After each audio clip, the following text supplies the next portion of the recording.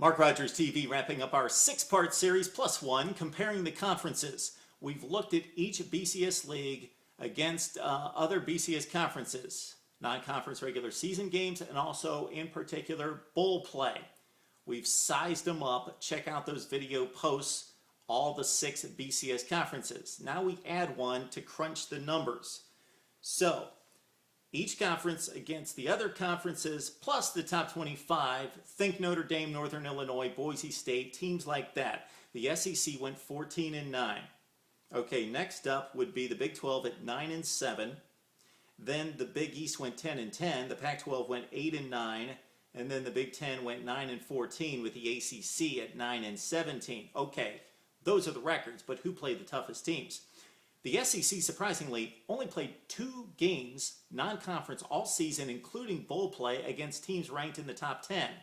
One of the reasons why is because the SEC had 5 teams ranked in the final top 10, so they couldn't play non-conference competition very often outside themselves ranked in the top 10. There were only 5 other non-conference teams in the top 10 in the country. So it was that Alabama win over Notre Dame in the BCS title game, and it was also Florida over Florida State. So the SEC played 2, the Big 10 played 6, the Big 12 3, ACC 7, Big East 2, Pac-12 3. So who played the top 10? Again, it was the ACC 7, the Big 10 6, the Big 12, and the Pac-12 at 3, the Big East and the SEC 2.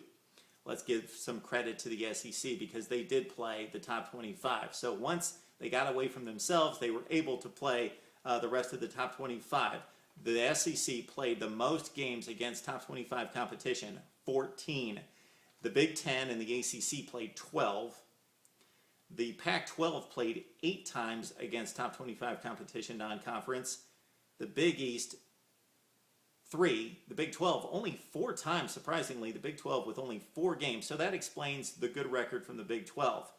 Gotta take into consideration when we looked at bowl play, and check out the Big 10 post, Ohio State out of the mix, best team in the Big 10.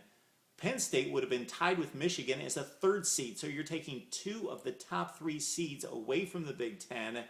Everybody else slotted up. That created mismatches like Purdue having to play Oklahoma State. Purdue a 3-5 team in the Big 10, like a 9th seed, having to play Oklahoma State. Same thing with Minnesota. Minnesota couldn't beat anybody in the Big 10. They were 2-6. They took on Texas Tech. They got played a competitive game, losing 34-31. Okay, bowl opponents. Who had the best bowl opponents record? So who played the best bowl opponents? The SEC's bowl opponents were 82-27. That's the best. As I try to weed through this, you've got the Big 12 playing a very tough non-conference bowl opponents at 78-32. The Big 10 right there at 61-25. The ACC at 53-20. And then the Pac-12 at 65-33. Very good. So everybody's playing pretty much a high winning percentage against bowl opponents, as you might expect. But again, the SEC distinguished itself at 82-27. Then everybody else, pretty much a 2-to-1 ratio in wins and losses, except the Big East. As expected, they play marginal bowl competition. And if you look at the video post we just posted, that's Rutgers, their co-champion, playing Virginia Tech, a 6-6 team that went 4-4 in the ACC. That's Syracuse, the co-champ out of the Big East, playing West Virginia, a team that went 5-4. Duke was one of the Big East bowl opponents as well, a 3-5 team out of in conference. Ole Miss as well at 3-5. So bowl opponents, again, the SEC distinguished itself in terms of bowl opponents record overall, but the Big East, the Big 12, the ACC, and the Pac-12 right there, and then the Big East far behind at 36-24. Take into consideration as well, the Big 10 and the SEC didn't play anybody outside the BCS league, so no cakewalks there, as is the case if you follow bowl slotting, especially with the Big 10 and the SEC. Now, what really comes into play, that's overall record. How well did those teams play in conference? So, for example, again, we're going to go to that Texas Tech-Minnesota matchup. We don't give Texas Tech a whole lot of credit for eking out a win against a 2-6 Minnesota team. So the Big 12 winning a game over the Big 10 in that situation doesn't mean a whole lot because a team that should win over a Minnesota team did.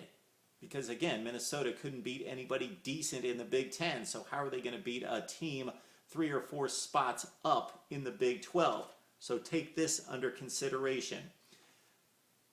Opponent's record in bowl play, opponent's record in the conference. SEC 45-18, Big Ten 40-22. The ACC fared well at 26-13. And then not so much. The Big 12, the Big East, and the Pac-12. The Big 12 at 38-28. The Big East at 24-19. So they were playing opponents, to sort this out for you, the Big East playing opponents in other conferences that couldn't win in their own conference, 24-19. The Pac-12, the same thing. And if you think about some of the opponents the Pac-12 played, within the BCS we're talking, they only went 27-18 in their own conference. So the Pac-12, some of those opponents, Georgia Tech, who went 4-4 in the ACC, Wisconsin, who went 4-4 in the Big Ten. Some of those opponents didn't even fare well in their own conferences. So again, the Pac-12 played some teams that were down a tier or two from them. So this is how it stacks up in terms of competition on the field. The SEC played the best. The Big Ten played the second best. Then the ACC at number 3. The Big 12 at 4. The Pac-12 at 5. And the Big East way back at number 6. Those are the numbers. What do they mean? Well, we tried to make sense of the numbers, but we need your help. Talk to us about college football and our comparison of the conferences right here on Mark Rogers TV.